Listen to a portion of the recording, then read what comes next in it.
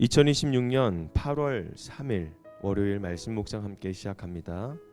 오늘 말씀은 이사야 14장 24절에서 15장 9절까지 있는 말씀입니다. 함께 말씀을 묵상합니다. 만군의 주님께서 맹세하여 말씀하신다. 내가 계획한 것을 그대로 실행하며 내가 뜻한 것을 그대로 이루겠다.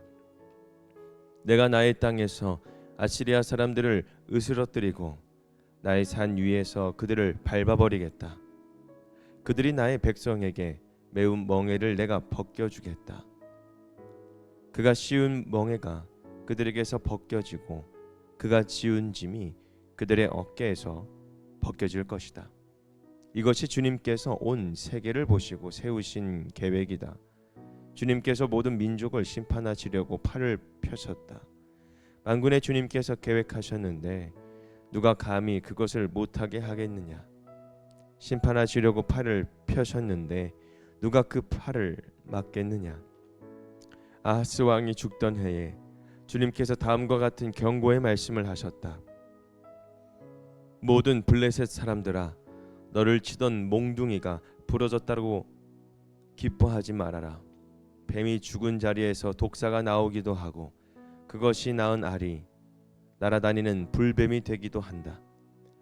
나의 땅에서는 가난한 사람들이 배불리 먹고 불쌍한 사람들이 평안히 누워 쉴 것이다. 그러나 내가 너희 블레셋 사람을 모조리 굶어 죽게 하고 너희 가운데서 남은 자는 내가 칼에 죽게 하겠다. 성문아 슬피 울어라. 성읍아 울부짖어라. 너 블레셋아 너가 없어져라. 북쪽에서부터 강한 군대가 진군하여 올 것이니 너희 군인 가운데서 그것을 피하여 벗어날 자가 없을 것이다. 블레셋 특사들에게는 무엇이라고 답변할 것인가? 주님께서 시온을 세우셨으니 고통당하던 그의 백성이 그리로 피한다 하고 답변하여라. 이것은 모압을 두고 내리신 엄한 경고의 말씀이다. 알이 망하는 그 밤에 모압이 망한다. 길이 망하는 그 밤에 모압이 망한다.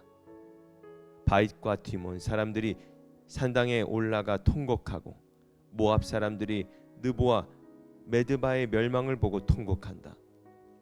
모두 머리를 밀고 수염을 깎는다. 그들이 굵은 배로 허리를 동이고 길거리에 앉아 울고 지붕 위에 올라가 통곡하며 광장에서도 통곡하니 볼에 눈물이 마를 날이 없다. 헤스본과 엘르알레에서 부르짖는 소리가 저 멀리 야하스에게까지 들리니 모압의 용사들이 두려워 떨며 넋을 잃는다. 가련한 모압아, 너를 보니 나의 마음까지 아프구나.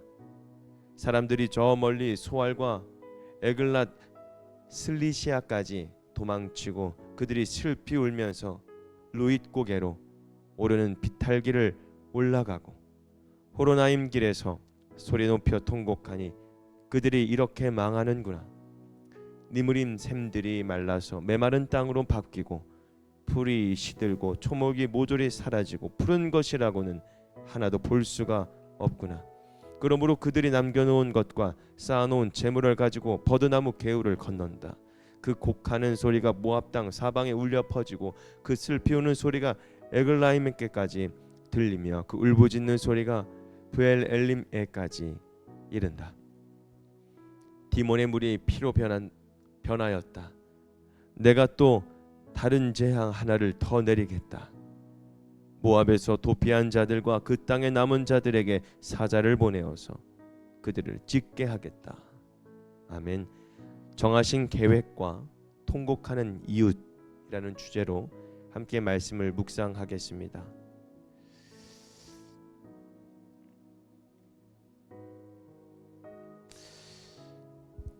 오늘 말씀에는 서로 다른 두 장면이 나오게 됩니다. 먼저 하나님께서는 아시리아와 블레셋을 향하여 심판을 선언했죠.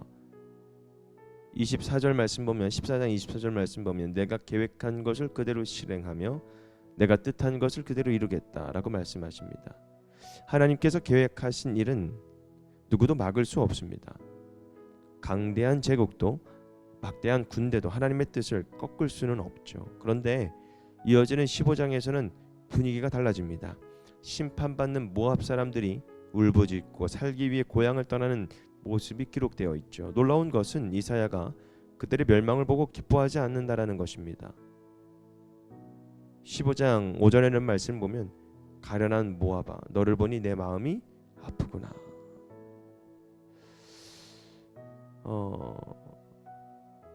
하나님의 심판은 여러분 반드시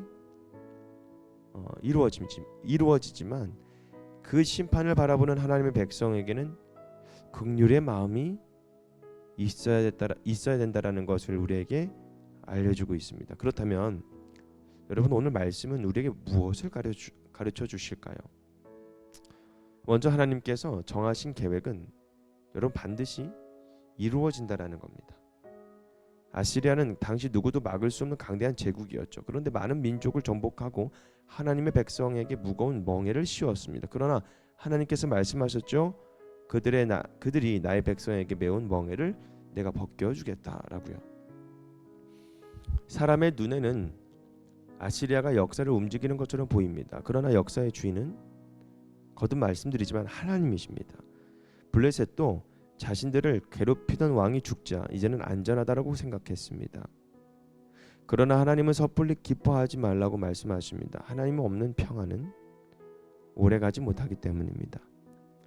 우리가 살아가면서 이해되지 않는 일을 만날 때가 많습니다. 약한 사람이 잘 되는 것 같고 악한 사람이 잘 되는 것 같고 믿음으로 살아가는 사람이 오히려 어둠을 겪는 것처럼 보이기도 합니다. 근데 20절 말씀 보면 만군의 주님께서 계획하셨는데 감히 누가 그것을 못하게 하느냐. 그러니까 하나님의 계획은 사람의 형편에 따라서 흔들리지 않습니다. 하나님께서는 시작하신 구원과 회복의 일은 반드시 이루어진다라는 것을 우리에게 알려주고 계시죠. 그래서 참된 피난처는 하나님께서 세우신 시온이라는 겁니다. 블레셋은 주변 상황이 달라지자 이제 자신들이 안전했다라고 생각합니다. 하지만 하나님은 말씀하십니다. 오늘 이사야 14장 32절에 있는 말씀을 보면 주님께서 시온을 세우셨으니 고통당하던 그의 백성이 그리로 피한다라고 답변하여라라고 말씀합니다. 여러분 우리의 피난처는 상황이 아닙니다. 강한 사람도 아니고 많은 재물도 아닙니다. 하나님께서 세우신 시온 곧 하나님의 품이 여러분 우리의 피난처가 되어야 됩니다. 모압 사람들은 재앙을 피하여 도망치는데 자신들이 모아놓은 재물을 가지고 강을 건넜습니다. 여러분 그 재물이 그들을 구원할까요? 사람은 위기가 오면 가장 먼저 의지하던 것들을 붙들게 됩니다. 그런데 하나님이 아닌 것은 여러분 결국 우리를 온전하게 지켜주지 못합니다. 우리에게 필요한 것은 무엇일까요? 문제가 전혀 없는 삶이 아닙니다. 문제 가운데서도 피할 곳이 있다는 믿음입니다. 하나님께서는 고통받는 사람을 외면하지 않습니다. 무거운 멍에를 벗겨주시고 지친 백성이 평안히 쉬도록 품어주십니다. 그래서 우리는 이웃의 아픔에서 함께 울 수 있는 사람이 되어야 되겠죠. 모압은 이스라엘과 가까운 이웃입니다. 때로는 원수처럼 행동했던 민족이었어요. 그런데 이사야는 모압의 멸망을 보고 통쾌하지 않았어요. 사람들이 머리를 밀고 굵은 베옷을 두른 채 울고 고향을 떠나고 도망하며 통곡하는 모습을 보면서도 이사야는 어떻게 했을까요? 가련한 모압아 너를 보니 나의 마음까지 아프구나 라고 고백합니다. 이사야의 마음은 아파했습니다. 죄에 대한 하나님의 심판은 분명합니다. 그러나 하나님의 심판을 안다고 해서 다른 사람의 실패와 고통을 즐겨서는 안 되겠죠. 하나님은 심판을 즐기시는 폭군이 아니십니다.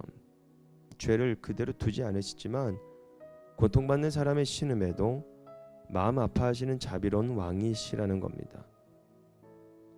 우리도 그래야 되겠죠. 나를 힘들게 했던 사람이 어려움을 당했다고 기뻐해서는 안 되겠죠.